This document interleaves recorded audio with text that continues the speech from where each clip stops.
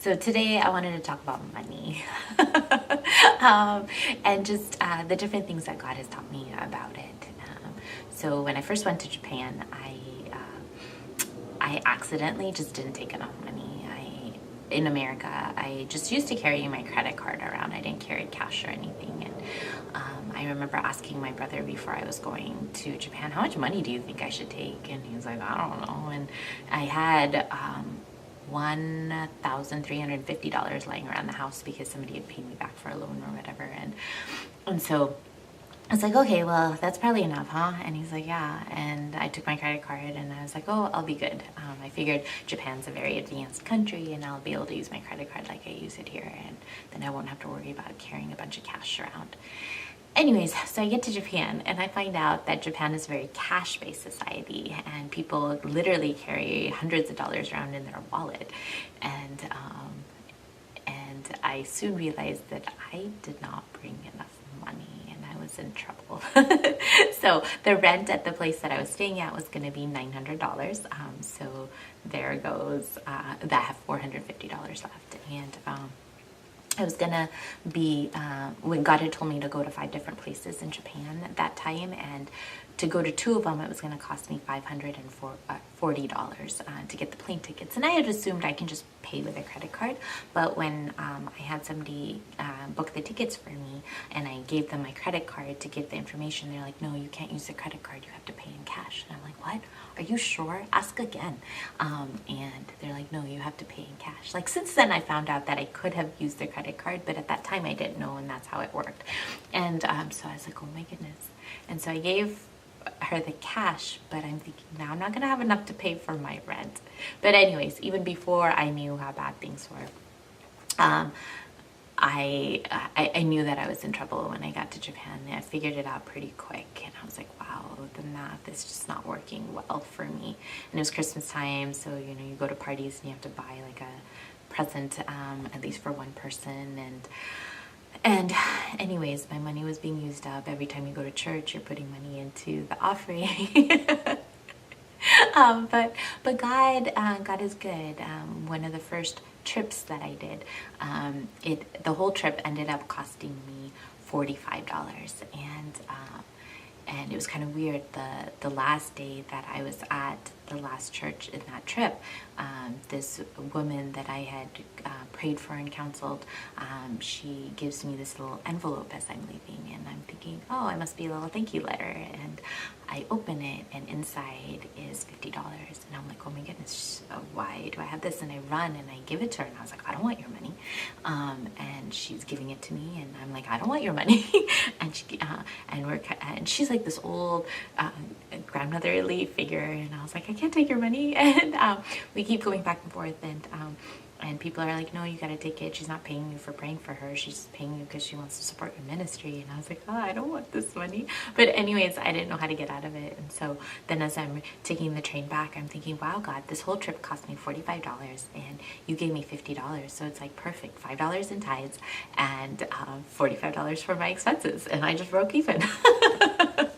And then one morning, I remember soon after that, I was just sleeping, and I wake up and I sit up in bed and I'm like, God, I want $200 today.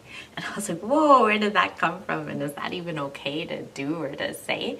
And I didn't know what to do. So I just got ready. I was going to a church, and it cost like $10 to get there. And as I was praying before the church service, I just remember thinking, wow, that was really weird what happened this morning. And maybe like every time I go to a church, I actually put money in the offering, but maybe this time they're actually going to take an offering for me. Anyways, when the offering came, it was an offering for poor kids in Africa. So I'm putting money in, and I was like, well, the money's not going to come that way. And I got up and I shared, and after I was done sharing, the pastor got up and he said, I've never done this in the whole history of this church, but I feel like we're supposed to take an offering for Sapna, and you don't have to put any money in because you already gave, but if you feel like it, there's going to be a basket in the back of the church, and she's going to be up here praying for people, and you can go ahead and put money in. And so I had a great time praying for people. You could just really see hearts changing and people crying. And it was so cool because all I would do is sing, and I can't even communicate with any of these people because my Japanese was very, very limited at and time, but you just saw God touching them. And anyways, I had a great time, and at the end they had me this envelope, and I'm like, okay, thank you. And then we went out to eat, and then when we went back, and when I got home, I took the envelope out, because by now I knew what envelopes meant, and I emptied it out and I looked at it, and at that time I'd been praying that, God, I need money to activate the phone that you've given me.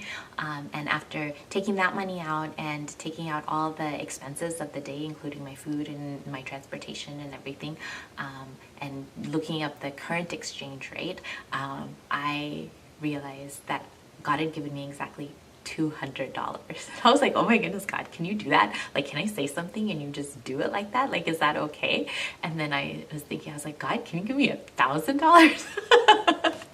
And then I was like, I don't know if that's okay, but God, actually, could you like pay for my entire trip? Would that be okay? I mean, I'd settle for $1,000, and I don't even know if that is too much to ask, but I'd really love the whole trip to be paid for, my plane tickets, my train tickets, the presents, the food, everything.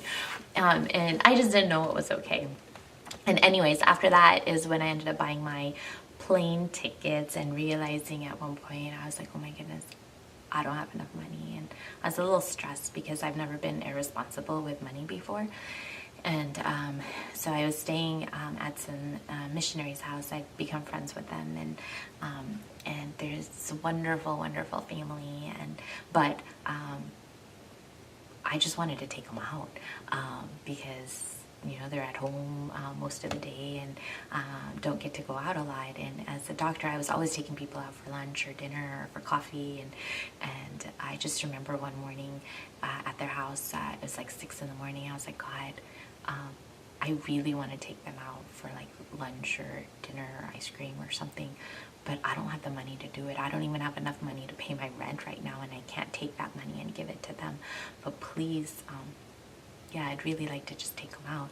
And then 4 hours later, there's this phone call, and there's this family, this couple inviting me to come to a Bible study at their house and to share. And I was super excited because I had met them the second week I was in Japan, and I just thought they were the coolest missionaries, and I wanted to be just like them, and I wanted to be their friends. And as this kind of a stranger new kid on the block, and they didn't really talk that much to me, but now I was like, yay, I get to be their friend. So I go over and I have a great time sharing and stuff. And then at the end, when I come back, my friend, missionary wife, she said, oh, something, I got to talk to you. And I thought I was in trouble for taking her kids away from studying because I'd been talking to them way too much during the time I was there.